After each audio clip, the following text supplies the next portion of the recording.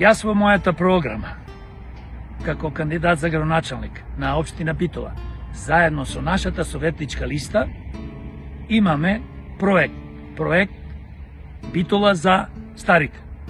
Да изградиме итно старечки домови. А исто така, како што е хотел Битола, уништен, оставен на милост и немилост, да го преземи општината и за наредни 6 месеци да го реновираме и да биде старечки дом за сиромашни пензионери. За жал во Битола, како и во Македонија, зборувам за Битолската општина, имаме премногу пензионери кои што земаат пензија по 20.000 денари и нешто повеќе.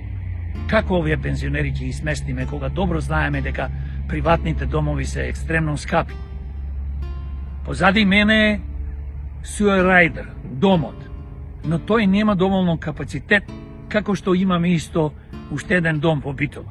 Значи ние мора да имаме итно да почнеме да градиме домови за стари лица, да бидат во собственост на општината, на граѓаните на општина Битола. Бидејќи, ако ние не го правиме ова, не знам кој ќе ги чува овие стари лица.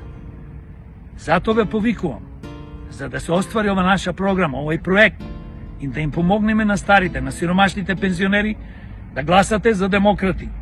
Заокружете 29.